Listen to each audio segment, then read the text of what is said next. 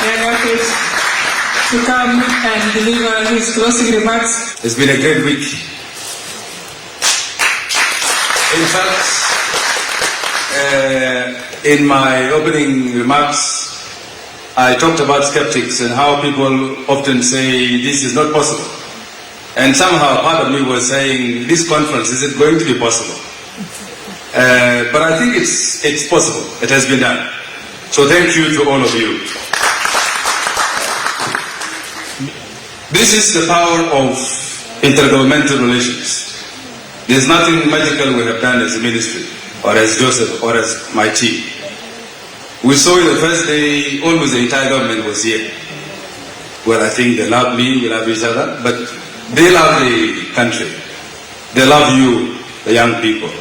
So they came here to demonstrate their support to you, the young people.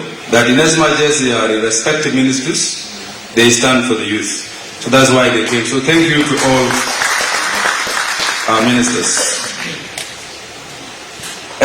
This conference could not have been possible without many, many hands. I think it is almost impossible to list them. But I'd like to start with James Alich. We thought about this idea and I came to him and said, you know, we are a ministry that is basically not funded. And yet, we don't have a choice but to do something. Now we have this beautiful idea of a conference. Could you give us your hall? In fact, initially we had not asked for food, but cleverly we later on encroached. And the beautiful food we've eaten. So thank you, James, and your lovely team. I'm sure you have discussed your ideas, how you need them to support you. We said from day one that this is not a fundraising event. We said that this is not a charity event. I met with so many diplomats and I did not ask for money. Because somehow, when you ask, and then people say, but what about you? What are you doing? So usually in sports you don't ask. You ask for partnership. And partnership, you demonstrate that you are a worthy partner. Because if you open your arms looking for people and they are not coming back, perhaps you check yourself. So we said we're going to check ourselves so that when we stretch our arms to look for partners, they are coming forward to us. So this conference was to scope opportunities, giving federations opportunities to interact with the businesses. This is what I want to do next year. This is a business potential it has. This is how it can advance your business. I hope that has happened. And going forward, I'd just like to calibrate what we will do. First, and we're moving fast forward with that, is the establishment of the Sports Development Fund, which was announced by the Minister of Finance. I think that deserves a better applause.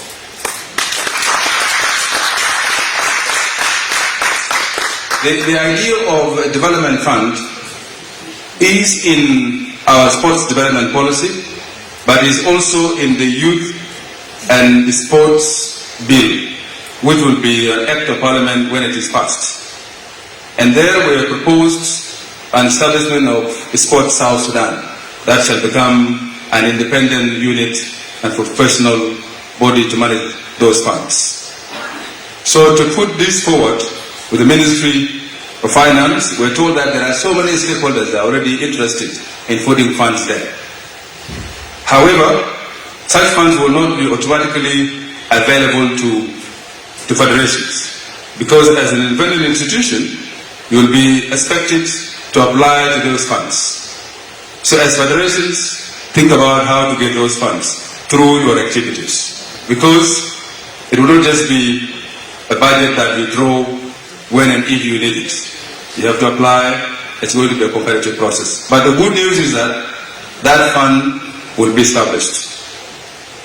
We're also going to sign before the end of the year an MOU to operationalize the establishment of a Sports Science Institute. Because I was amazed here at how, you know, we have huge potential and we have huge expertise in people that have studied sports. So that institute will help in professional development of sports.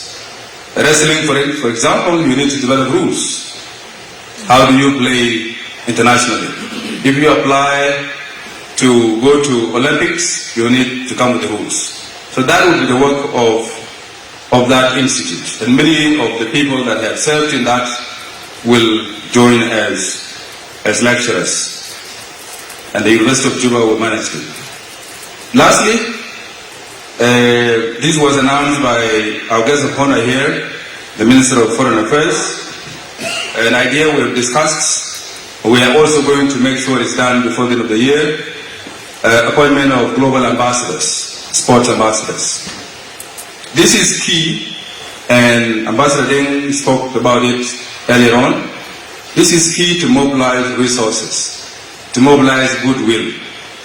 Because as you see now, sports cannot be and must not be the work of the ministry alone. It's huge, actually much bigger than us.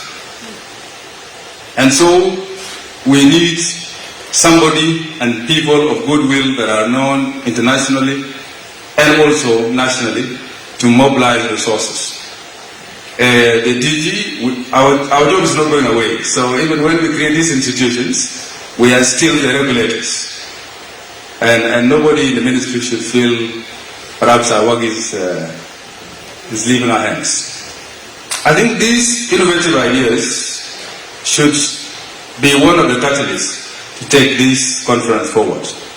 I'm sure the conference organizers will share the report in which we will see a lot of these activities in. I'd like to close with a challenge to the state ministers. It's something that the Minister of Roads and Bridges has always said in the cabinet, that those days the government at Juba level was looking down. Now the government in the states is looking up. This is to say that the work actually is in the states. So the state ministers, question of land, question of organizing the federations, questions of engaging with the budget process to make sure there's a budget, is your responsibility. If you wait for Juba, if you wait for my ministry to send you funds, it will only be a sizable fund. But there's a lot you can do in the states. For instance, today, if an investor comes and wants to put a mega stadium, perhaps maybe WOW, which gave me a piece of land last time, could be ready. But the majority of the states will not have a designated land for sports.